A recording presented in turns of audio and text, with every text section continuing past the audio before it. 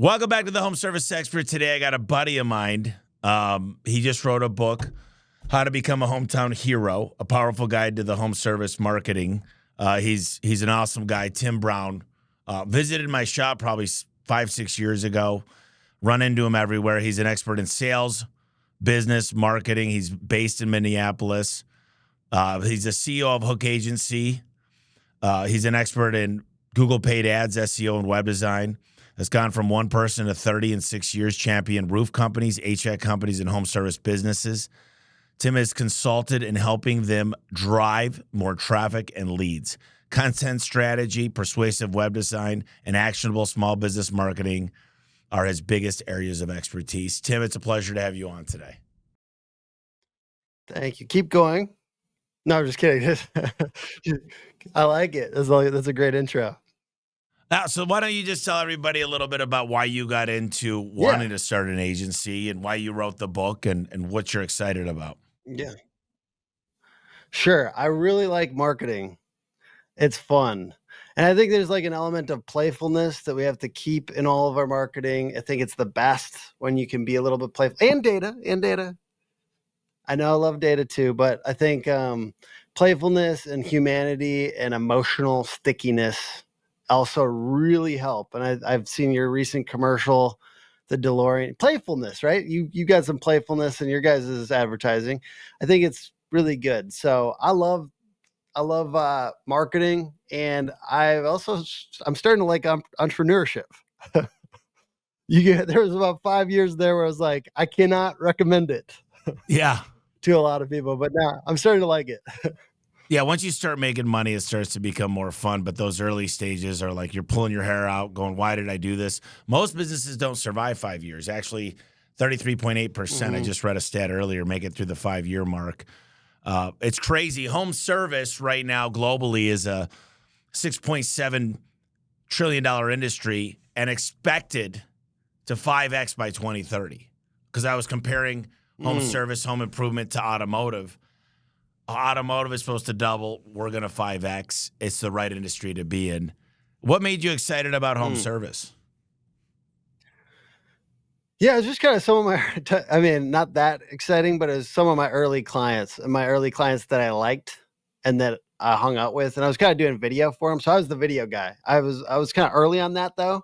I was running around and on roofs and, in attics and stuff like that. And I enjoyed that part. That was really, really fun, but it's hard to scale. And it was really early and no one was doing video like as aggressively. So it was like kind of harder to sell.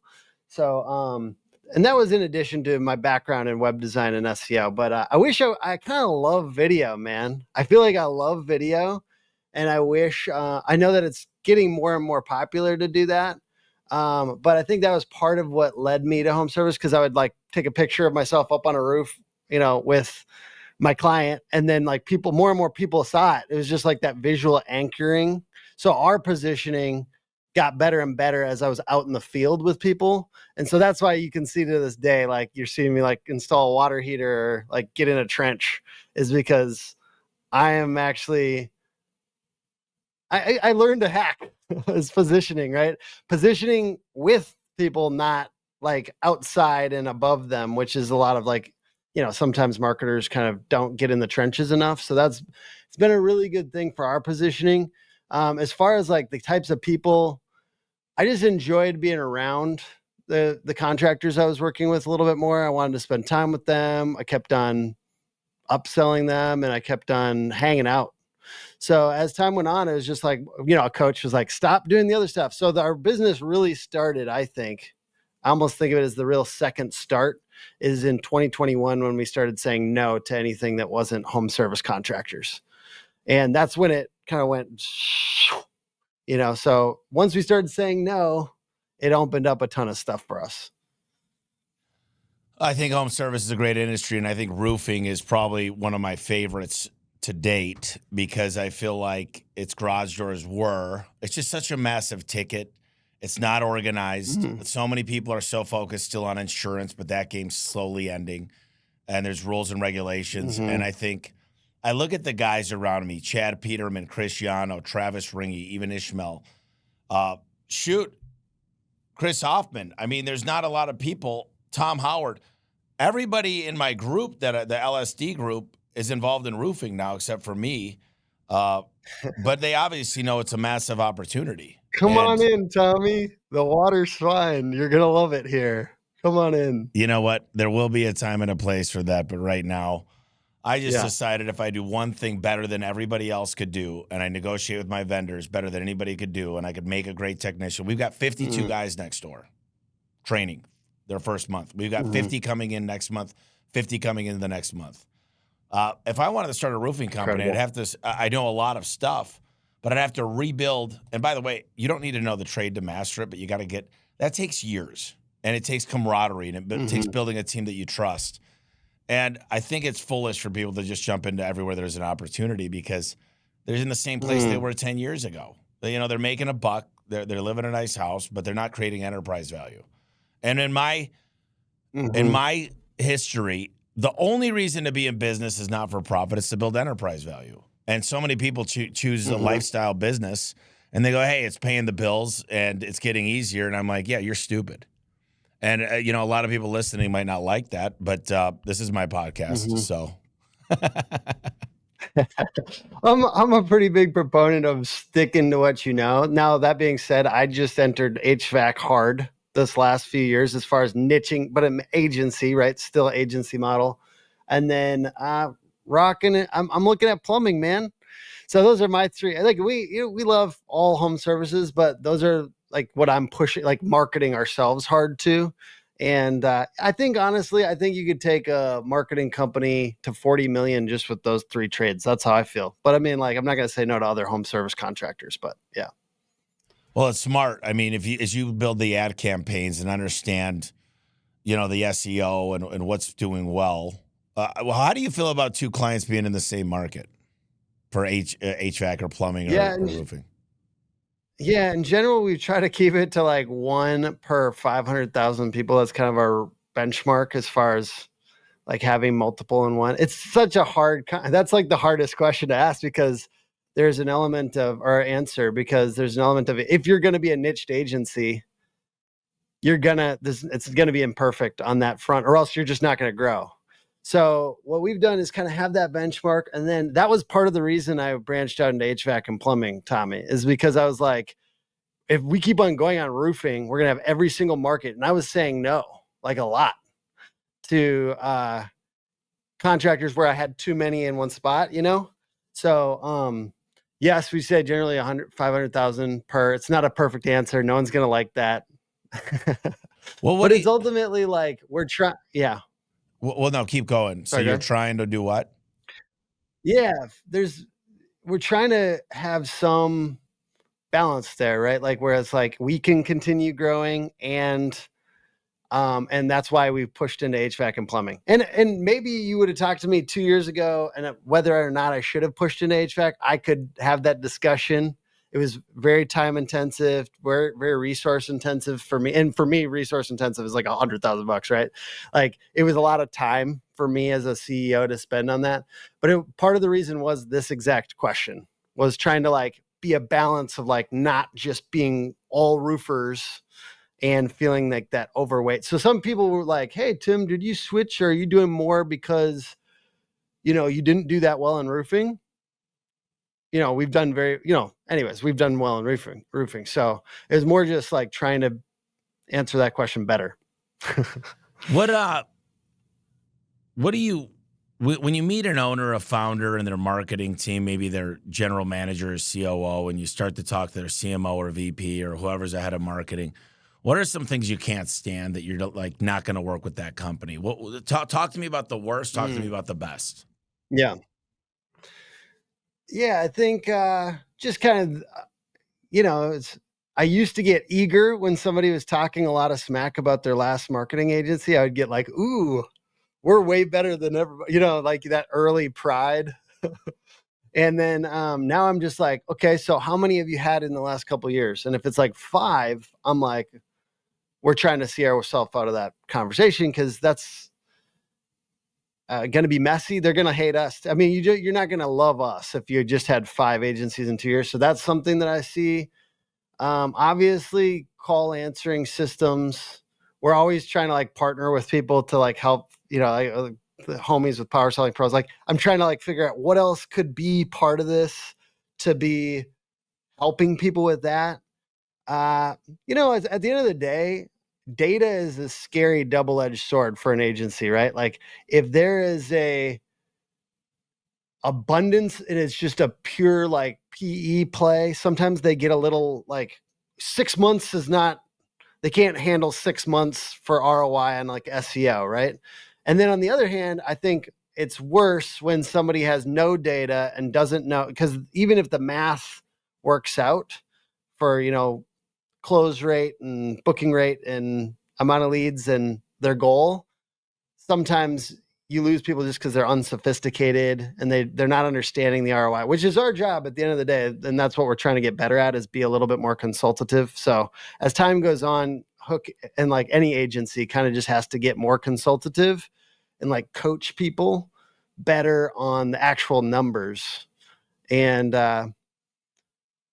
as time goes on, hopefully those are, you're getting better with those numbers. And in our case, I think the only thing that will hold you back as an agency or a home service company is like, if you don't want to look at them, if you want to like hold your nose when you're looking around the numbers, but otherwise, if you drill in on them, even if it doesn't look great right at the beginning, you have to keep looking at the numbers, which is something that I've had to learn, like Ellen Rohr style on money.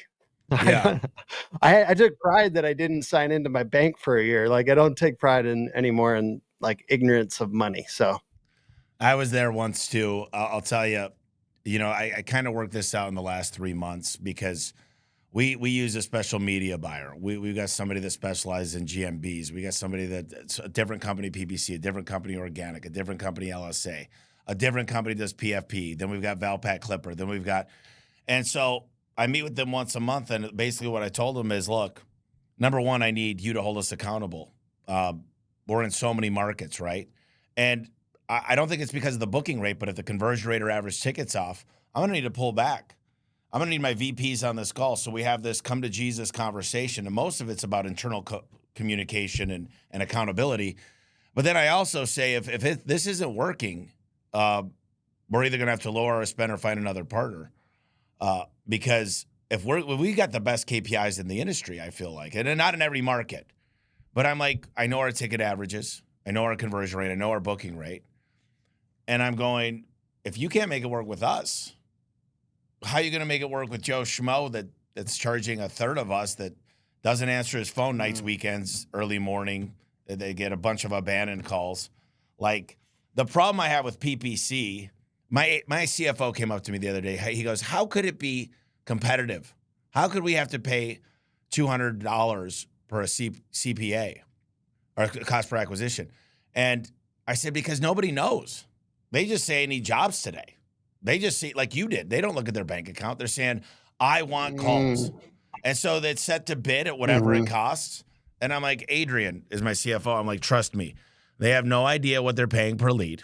They have no idea what they're paying per acquisition. They're just like, I don't have work. And PPC is the easiest thing to throttle a switch. And I think PPC is pretty expensive.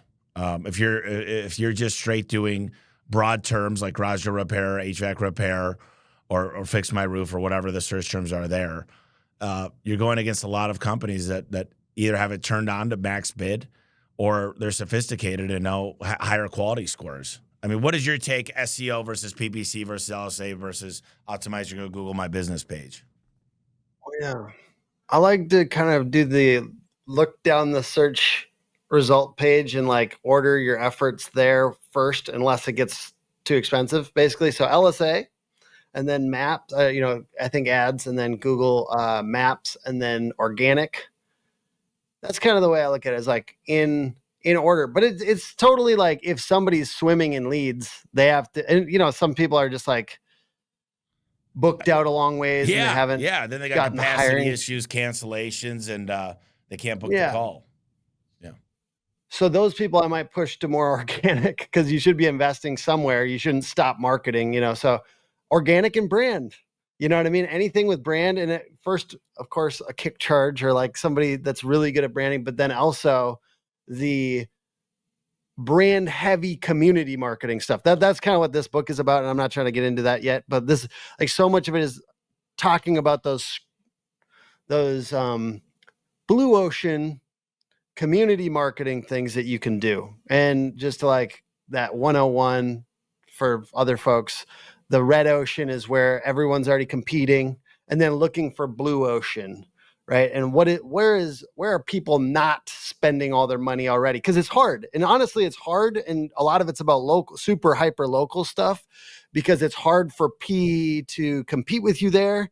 And they don't even know half the time. So it's like you have to go into these little blue oceans and try to find inventory. I'm going to put that in quotes, inventory, things like events and things like relationships with, organizations in your community, and kind of just finding inventory that doesn't exist on a spreadsheet. You know what I mean? That type of stuff. And that's kind of the mood here is about finding the blue oceans for marketing, and kind of giving a list of a bunch of blue oceans.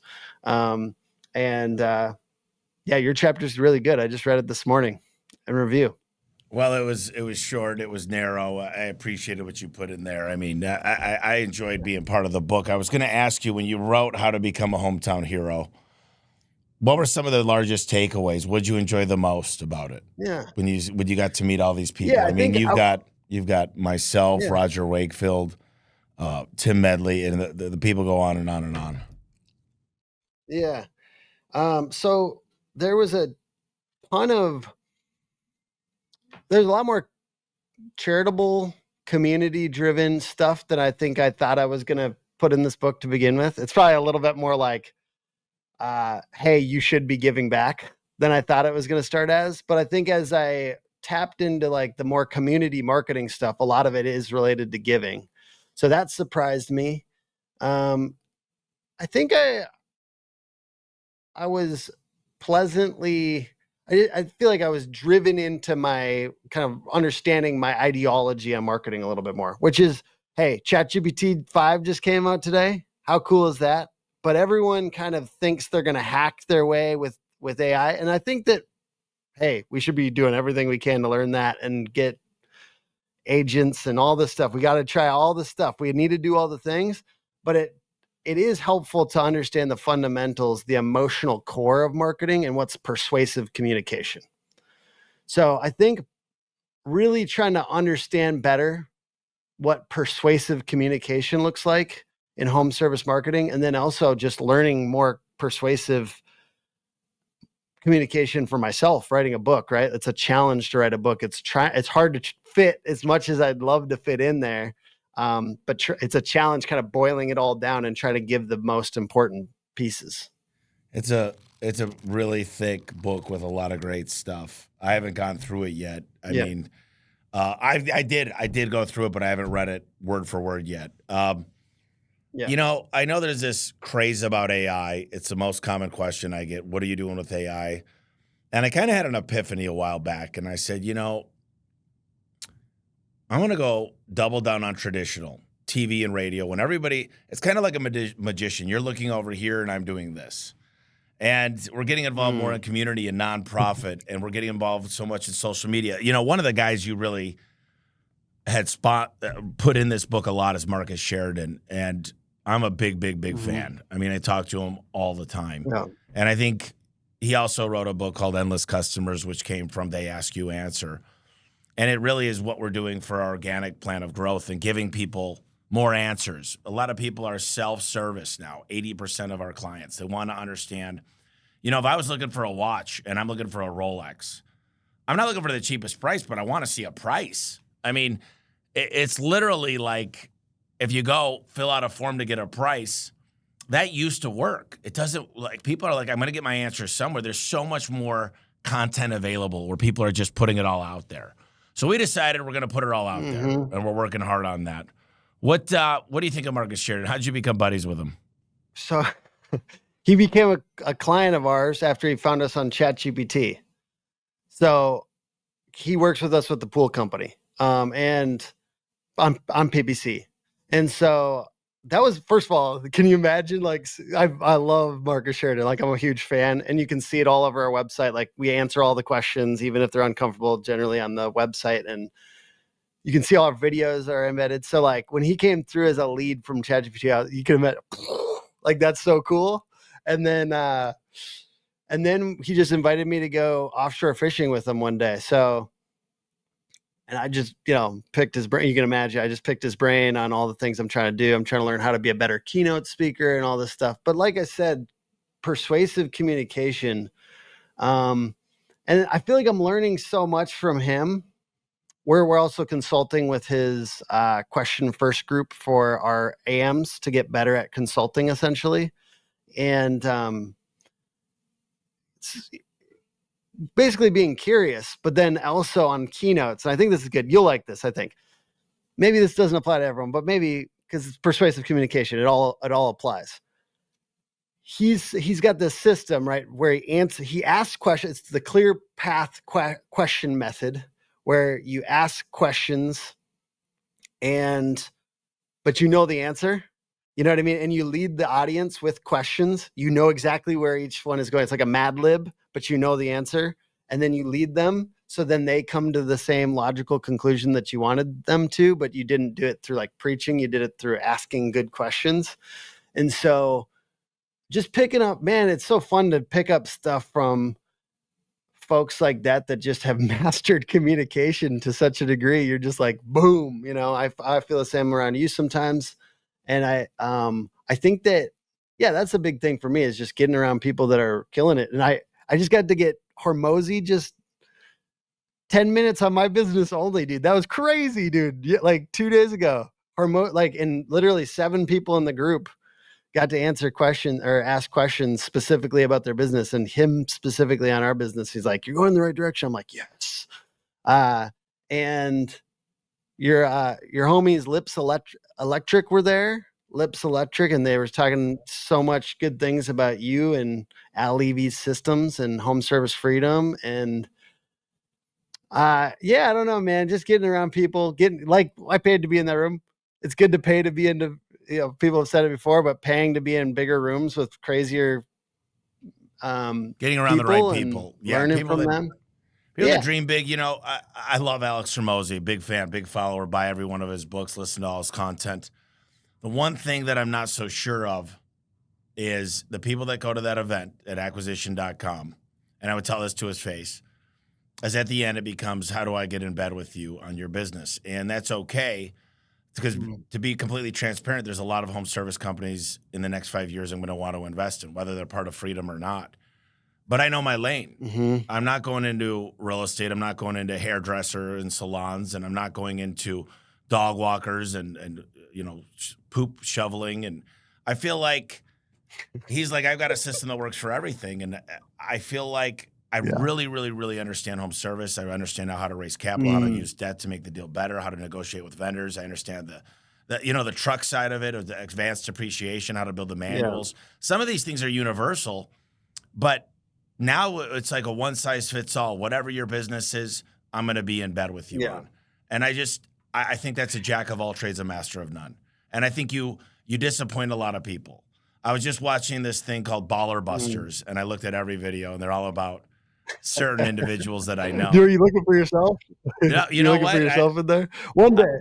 I think it would be hard if they really researched me, because I don't make these crazy promises. Yeah. I don't, they had recently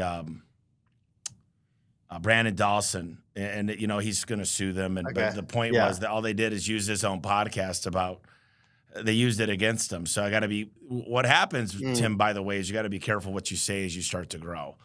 And, I really do care what people think about me. Not the random strangers and the people that live in their mom's basement, but the people that meet me, they shake my hand, they get to know me, they might spend time with me at the office or the house. I care probably too much about what they think. Everybody says, don't care what other people think. And I'm like, but they got to get to know me. And then if they don't like me, I'm like, well, did they really get to know me? Because I'm super humble.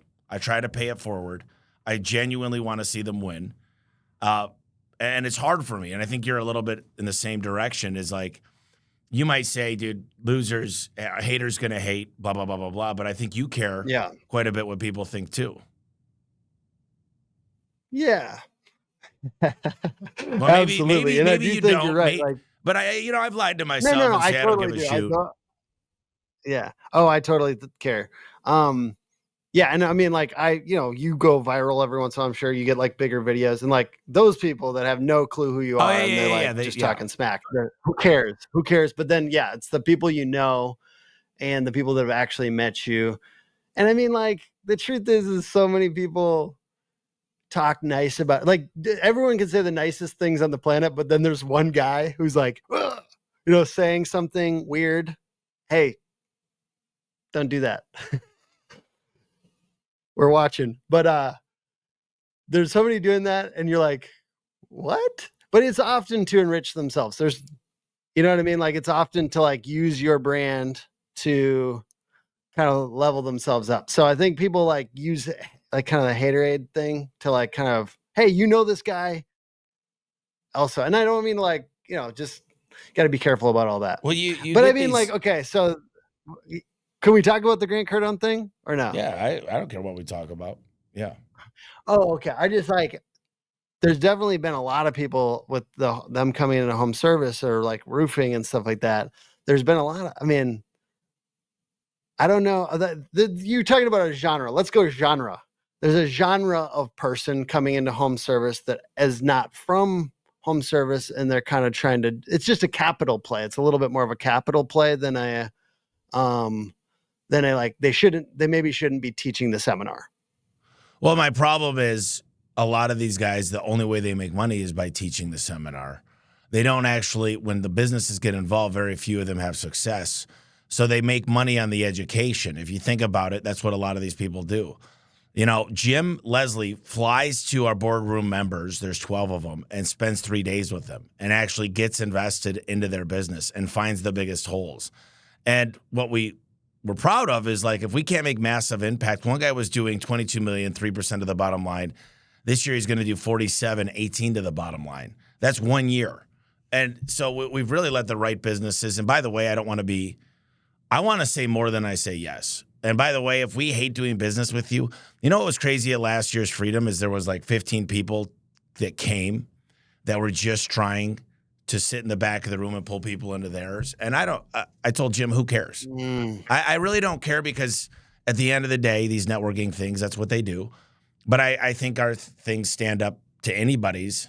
And I think Jim's a genius and the team's a genius. And, we partner with L. Levy and Alan Rohr, and we've got the best of the best. And not to mention, we built it off the model of A1 on what works. And if we can make 25,000 calls a month work at an $1,100 average, that's including zeros, door sales, and service, I know there will be a time I'm in HVAC, plumbing, electrical, roofing. And, I say this as nicely as possible, and I'm trying to stay humble, but no one's going to stand a chance. There's no operator out there. There's no marketing team. I don't think once I enter those industries, and I say this to be the nicest as possible, but when people find out I'm in those industries, I'll negotiate better with the vendors. People will come work for us that are better because they'll be owners of the business, because I do equity incentive programs. And I just know if I'm able to do 25, people are like, well, yeah, it's harder in HVAC. Well, how much does it cost to generate a lead in HVAC? Because most of the time we're looking at a $200 acquisition cost. Maybe you're at $300 or $400. But your ticket average and the money you're taking home is 10x. So do the math. I just can't wait. I can't wait to spread my wings. But right now, keep your head down, focus. There's a reason racehorses, you actually put that in the book, racehorses wear goggles, is because they need to focus on winning the race. They wear blinders, right? They're blind. They're so focused. And so many small businesses, man, they're like, maybe I should invest in real estate. Maybe I should invest in that bar. It's time to get the second house. Oh, and they have no idea how to, they don't understand discipline. That's tough. That one's tough, man, because you'll see somebody whose business is good, and then they're just pulling out too much money and trying to do 3 other businesses. And it's like, I don't think you can, at a certain point. And we're all up and like when you're in those first chunk of years, you're all up and down. You can't just be shoveling money out of the business trying to like be an investor that early. And I know that there's exceptions, but God, that's a tough one, because it's like people I'm rooting for, and then they get pulled into a bunch of different businesses, and then All of them fail. They're that one juggling and you hurts. drop That one hurts, everything. 'cause- You're robbing Peter to pay Paul, and everybody, you hear Gary V. You got to have a side hustle. My problem is with a side hustle, and that's why I love Dan Martell. He's like, how much do you make per hour at that business? And if it's the most amount of money, don't focus on anything else. Gary, what's his name? The one thing, Gary Keller wrote The One Thing is focus. And I always say the hustler had to die for the leader to be born. Is once I started committing all my life and energy to one thing, everything changed. And I would tell all the people out there, go all in on what you're working on.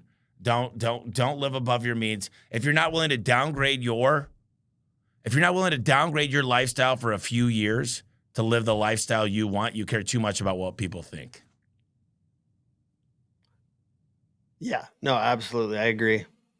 And there's a lot of that, like not only on the personal life side, but in business, right? Like if you have a bad year, like the ability to be flexible on the up and down, you know what I mean? Like to be able to let go of people quickly. Let's just say it. You have to be able to be willing to not get attached to your current head count. If something's, not right. One of the things I wanted to ask you is you do a great job on LinkedIn. We've got X, LinkedIn, TikTok, Instagram, Facebook. We've got all these different places to post. Why do you like LinkedIn? So actually, I mean, we've cranked on LinkedIn. I don't know if I like it. We spent a lot of time there back in the day. My biggest one is Facebook. So, and I generally push contractors to spend more time on Facebook just because the average size. So I post there, but that's not my biggest one.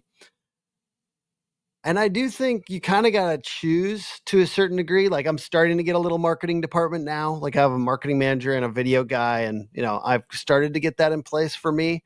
But you kind of when it's just you kind of got to choose like your one or two that you're going to go really hard on. I did it back in the day, and I'll continue to have some presence on LinkedIn because employees. So now, like for instance, like we've got a video going out tomorrow that's sick. That's just our team going to a Twins game and like talking about how much they love working here because I'm going to try to get talent, right? So when I do cool stuff on LinkedIn, and even like we just did a cold plunge challenge with my team, and each one of them like got to choose a charity to give $500 to, and like 8 of them did it. 5-minute cold plunge under 50 degrees. It's called the Hometown Hero Challenge. Go do it. Like I told you. Go do it. You don't have to. I will do it. Yeah. Oh yeah. Tommy too. You better go do it. But anyone watching, go do it. But that type of stuff like sticks out. So if you do things that are a little bit more casual, not that like formal on LinkedIn, it cuts through because everyone's used to everyone just kind of being almost not authentic on LinkedIn. And so you can really cut through the algorithm just by like doing more laid back stuff and kind of showing your culture for what it really is. I think that's an opportunity on LinkedIn. But yeah, my biggest one I go hard on is Facebook, and then second, YouTube. We get a lot of business from both of those. Yeah, I didn't bring that one up. That's something where we're working on. That's supposedly the best one. I know that you. Which one? Is YouTube. YouTube is YouTube? we're going to start committing. I mean, as I I love talk YouTube. to Marcus Sheridan believes YouTube will be far bigger than Google in 5 years. It won't even be close. It'll become the largest search engine by far. So we're going to commit ourselves to doing better on YouTube. I love YouTube, and it's so simple. I mean, you've already figured it out. You figured it out a little bit. You're being humble. It's like the big numbers thing. It's like there's big names. Like it's. I think two things have done really well for us. Office tours, you could do that. It's sick. It's so fun, and it's fun to go out there anyways. And then 2, big number sales guys. You know what I mean? And I know that it's like your ideal person you're talking to is usually the owner, but if you get the sales guys talking about it too, you kind of like get the owner by inference. So that's kind of my strategy has been, because those just cut through. There's such a bigger audience for sales guys, and especially these large numbers. So yeah, those are some of our best content on there, which might apply. You're on a lot of podcasts. You're on mine today. You were on Seven Figure Agency, the Roofing Academy, Service MVP. Uh, what are your takeaways as you sit here, you learn, you talk to these different people? I know all those guys. Why do you do that? I know I do it all the time, and I got my own reasoning, but Yeah. I use it as a learning channel. I actually, and I build Sure. relationships. Yeah. Definitely for me, having people on the podcast, it's almost like free consulting. And I use as much of it as I can, right? I use all that information and I apply it. And I hope you've seen me apply some of the stuff you've told me over the years because you've given me a lot of time. And I appreciate that very, very much. Being on other podcasts, it's just I think we always underestimate how much market there is. And we think everyone knows us and they don't. You know what I mean? So that's why I'm aggressive with that is their audiences are different. And it's the relationships and then so the relationship side of it, getting in with these people, they could refer you, right? That's kind of my mindset. And then secondly, they have a chunk of the audience that you don't have. And ultimately we probably are like at like 10% of the market knows about us, even though sometimes I would think it's like 50% because people act like they know us, right? They act kind of chummy with it, like, oh, Hook, all this stuff. But most people don't know us. And just like recognizing that's the truth for almost all of us. It's like 10% of your market at tops knows about you. And we got to try to get it to 50. So that's why I'm really aggressive, like getting on other people's content. And I think it applies even if you're not like trying to get on all these industry podcasts, you're a home service business owner, getting into other people's content around the city. There's a bunch of other home services. There's a bunch of other influencers in your local market. I think people could do more of that. Like apply these principles of what you're seeing Tommy do and I do, but apply it to the local market and who are the centers of influence. Sometimes it's not like people that have influencer in their Instagram, but it's a remodeler who has 10,000 people following them on Instagram or something. So it's like finding ways to just cross-pollinate audiences is the biggest thing for me. Yeah, I talked to a guy that's super smart years ago that said you got to have a purpose for a podcast. And he said, the ideal podcast is for listeners that are your avatars. So for me, that's homeowners, property managers. It's finding out people that want to know how to make their home worth more money. Now, I haven't gone down that road because when I started my podcast 8 years ago, I want to learn more about the best in home service, home improvement. So I will never end this podcast. I love this podcast. But if you're going to build a podcast, why not talk to homeowners? Why not educate them where people are listening to like the Bob Vilas? I can't think of a whole lot of influencers or, I like Dirty Jobs and all those guys. You get in front of your clients, they listen, they're going to use you. So if you could build a way to get in front of realtors, designers, architects, builders in your space, in your market, you'll be super successful. That's the best advice I could give is understand who your avatar is, build value, make sure they know you're a cool dude, that just somebody you go have a beer with or go fishing with. And they're like, man, this guy, he's like, yeah, I'm going to use him. You know what I mean? Mm-hmm. Yeah. And that's like a big theme in this book, but also just in my mindset as well for our business. I think it relates to home services is like, I'm often marketing for referrals, not just leads. I think a lot of these folks, I think they get stuck. They're posting a picture with their phone number and the website, and they want a lead every time they post. They think they're going to get a lead from them just posting on social. And it's like understanding the culture of that platform. And I think it's more posting to get referrals because people need to know about us. Like I connect with a lot of like people that could refer me. And that's kind of my mindset on this stuff. I think if you're posting for referrals, it also gets you leads too. So it's not like it has to be either or. It's just if you go for referrals, leads come in too. Yeah, no, it's amazing what happens is if you just got this discipline and consistency to do it all the time. One of the things I was listening to the other day, it was Alex Hormozy or Gary Vee, is just it might not be perfect, just post it. It gets better. You never know which one's going to take off. You never want no. Another one is turn your employees. I mean, one of the biggest things that I failed at that I'm working on right now is if the employees aren't posting what they do, where they work, the best store they installed, nobody knows in their circle that they do that. And if they knew that, I mean, everybody they went to high school with, they go to church with, where their kids go to school. And if they just posted a video a month, it'd be like that top of mind awareness. And that would be a game changer. What's your favorite strategy? What was the one thing you were like, dude, I never thought about that? There's probably several of them, but was there anything that was like, that's genius in the book? There's so many. I mean, honestly, like there's like 20 things in here that like I wouldn't have come up with myself. That's why it's like the 27 different people added a lot. One of the things I like is John Cenac. He's big in roofing. Him talking about incentivizing the introduction versus the deal. So a lot of people's like referral thing is if the deal closes from somebody, they refer. But he's pushing like, here, get a bunch of $50 gift cards and give it to them as soon as they make the introduction, which I thought was, pretty smart. That's definitely one that I feel like we've started to experiment with that with ourselves a little bit. And I think that it is very relevant. But there's so many, man. There's like literally like I got a ton of information by making this book, which is cool. And some of it I had to research. There's a few chapters in here I was like, this would really flesh out the book, but I didn't know it from the bottom, yet. So like, for instance, like how to be more funny. Cause I talk about funny in the book and I talk about like cute animals and babies and using all the brain chemicals, right, to get more memorable. And the funny thing is like, I'm still working on that, right? Like I would love to get funnier. And I believe it's a skill we can cultivate. So part of it was like learning, and I'm still learning. I'm trying to I'm hoping in the next few months to attempt stand-up. I'm trying to do an improv class. Because it's so valuable in communication. Like humor is so valuable.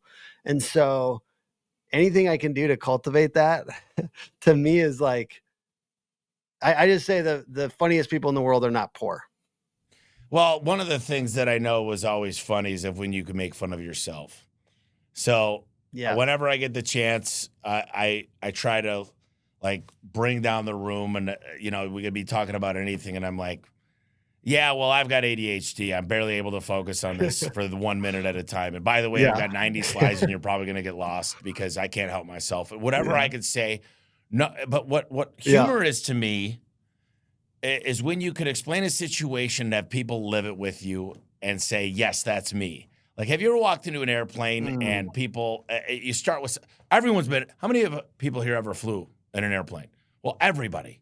So that you start out where everybody knows, or how many of you have ever farted in front of your wife or girlfriend? And like, and everybody's like thinking about that time. So you have them live that moment. And it's so fun. Like I used to tell people, that asshole that gets up like right when they park in the bell and they stand up in the aisle.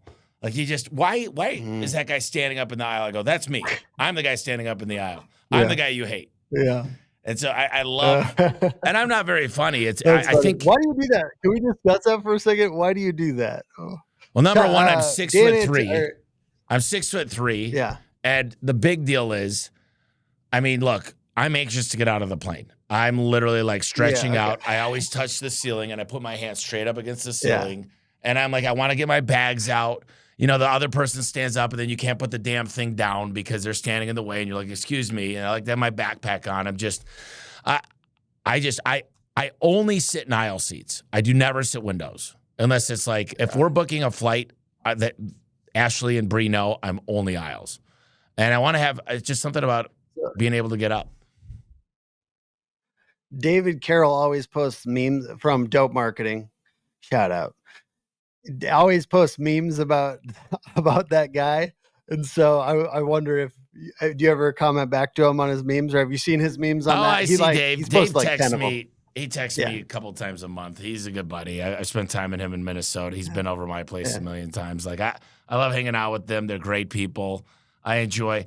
What's really hard is like, no matter if I do business with people or not, and I've done a lot of business with Dave over the years, and like, I just like it. Like, look, I would not be insulted, and I mean this from the bottom of my heart, if you were in my market and you didn't choose me as a garage door vendor, like, it wouldn't break my heart. Like, I put friendship so much above doing business, and I'm very fortunate because a lot of people, and this is the craziest thing the last 2 years, they don't let me know they're using my company. They just text me afterwards and Mhm. say, you did a great job. We just paid you $7,500. And I love that. It's like if I own a bar, I'm not going to say, dude, how do you get me in there and get me a bottle service at half price?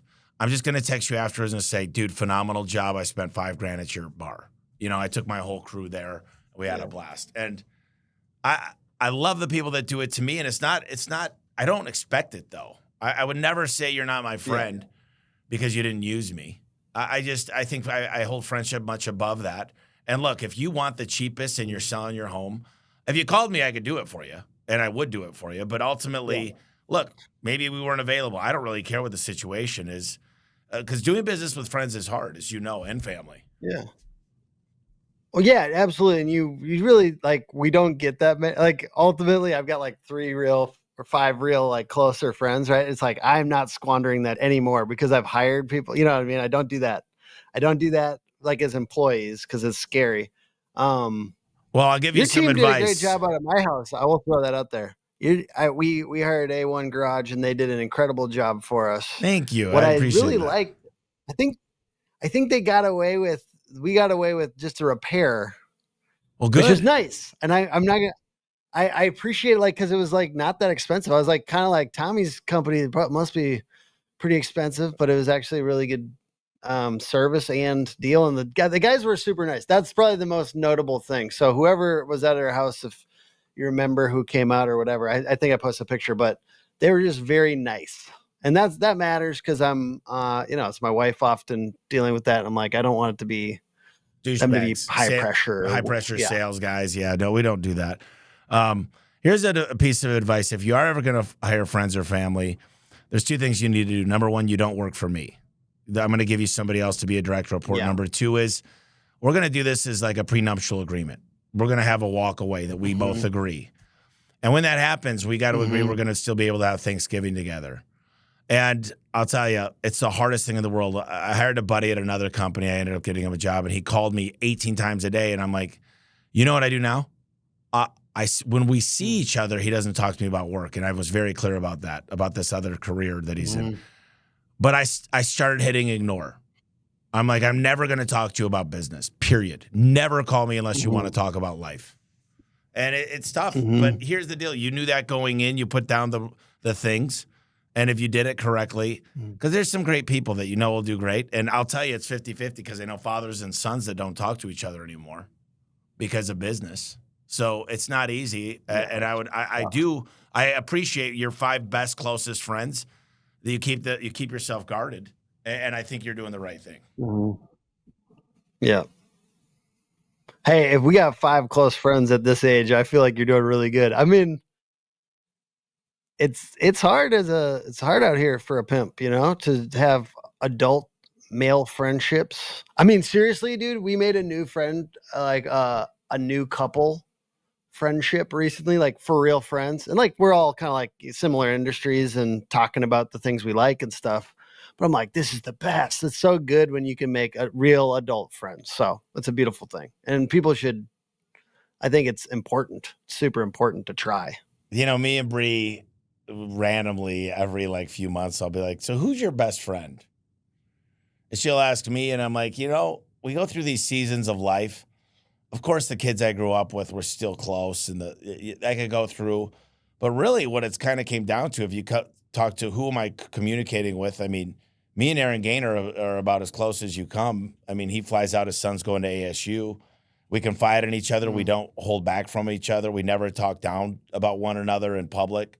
We confess to each other's dreams. So I've learned to say, who is my best friend? Because I don't go like this, Tim, let's pinky swear that we're best friends like we used to do when we were kids. But it's like, who you putting time, energy, and focus into, and who's actually delivering. Like, he's like, dude, make me a deal that you're going to work out at least 5 days a week the next 2 weeks. And he goes, I'll do the same, and I'll send you videos. And I say things to him to motivate him. And we want to see each other win. And that's rare these days. It's rare.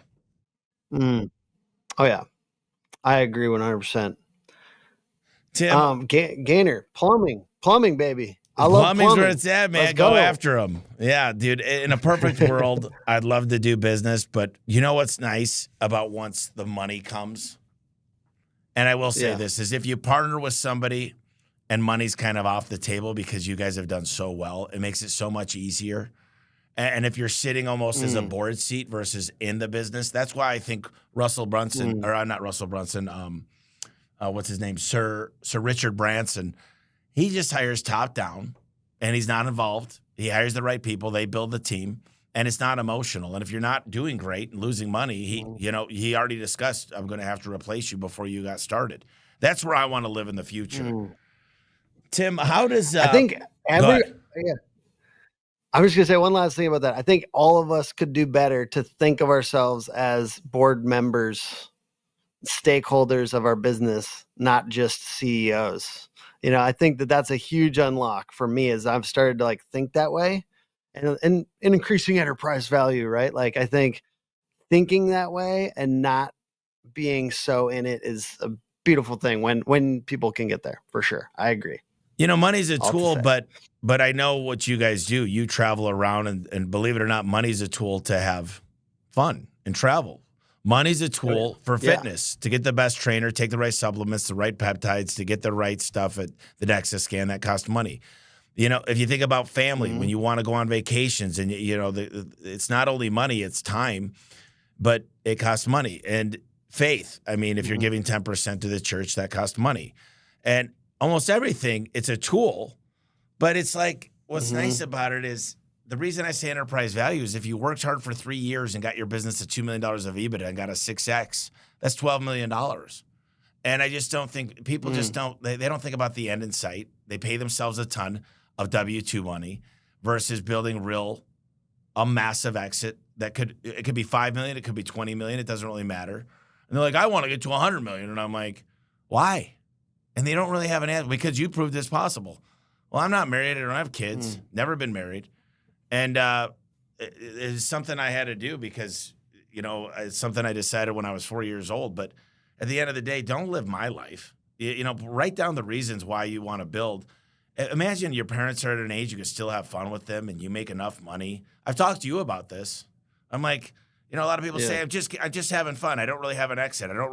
It's like saying, hey, I'm going on a trip, but I don't know where I'm going. I'm not going to pay attention to the gas. Yeah. And who cares what mile per hour I'm going? Who cares if I get a ticket? It doesn't make sense to me because I've been there. And the reason I could talk about this, Tim, is I've been exactly there. I don't know where I'm going. I'm just driving and I'm just trying to learn as I go.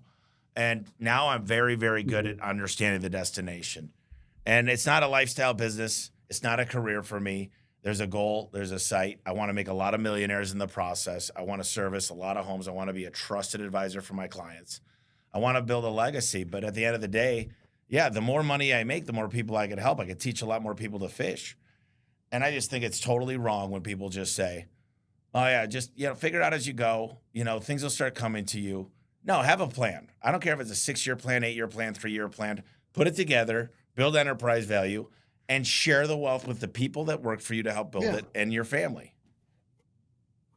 Absolutely. I got a 7-year plan right now, 2032, baby. That's 2032. a plan. But I mean, like, I've got a clear plan. I want to sell this thing for 20 million. So if you know anyone, and we'll figure it out. And we might go past that. I think this thing could be 50, and I would be happy to overlap, for a while into that, whether it be sooner than that or a little later than that. But what I want at the end of the day is continuity, because I see private equity sometimes ruin stuff, and I would like continuity. That's the toughest part to find, is continuity between like our service oriented mindset and what we're trying to do and high, customer service to what it would be. I would really love, and I would hold on to it if I can't find that continuity. Really love the next buyer to like have continuity with what we've tried. Cause that's what I think brand is like the higher customer service, the like you could have both. That you could have both. If you're a premier service with great relationships, you could charge it too. Number one. Number two is private equity has more stress than you have.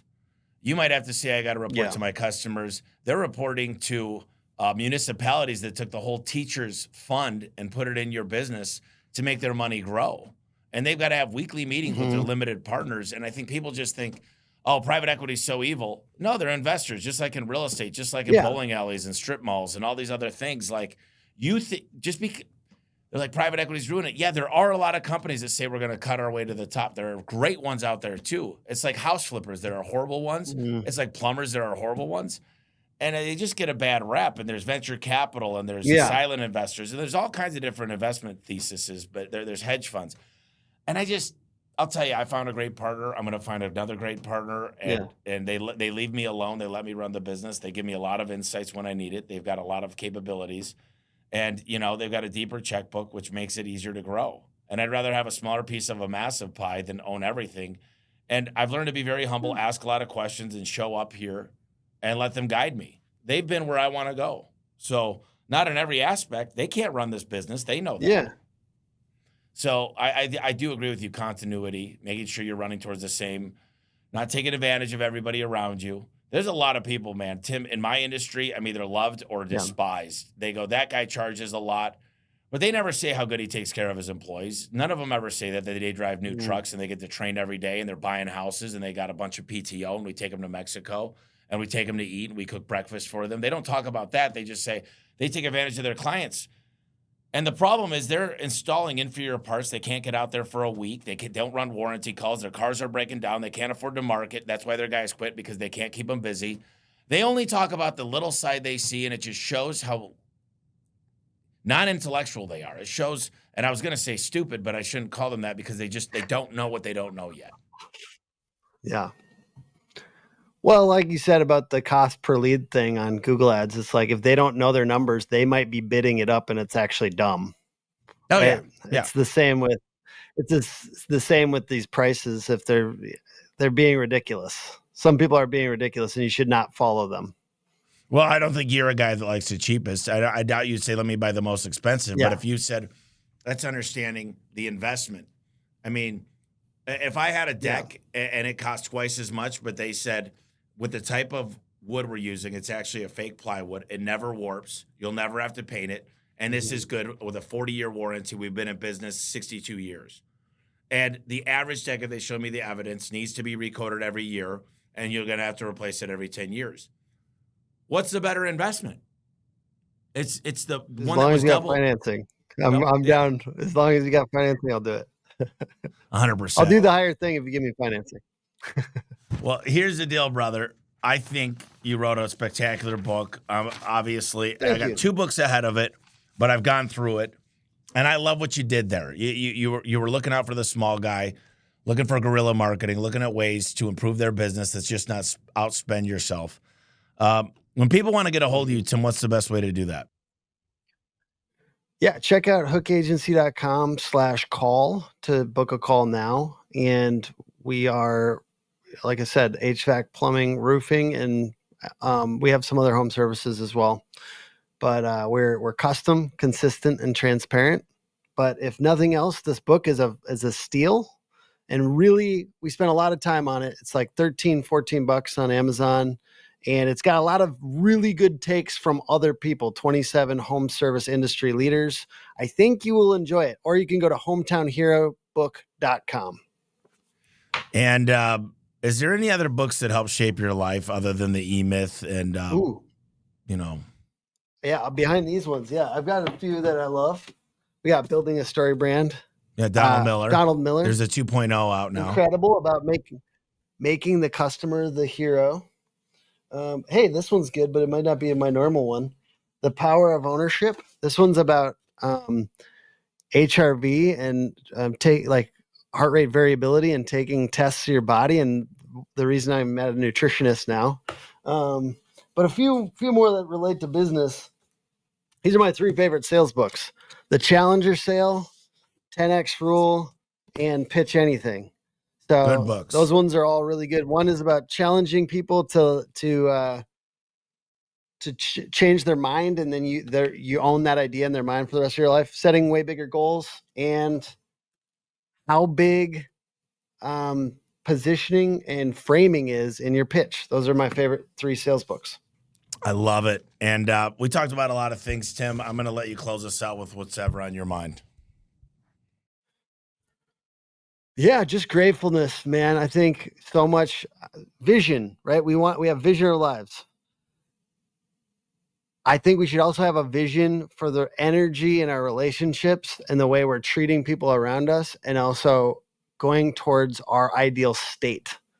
A lot of it has to do with fitness and nutrition, and for me, meditation. But it's like, what is my energy going to be like once I get all the things that I dream of? Let's say you're going to get all of them.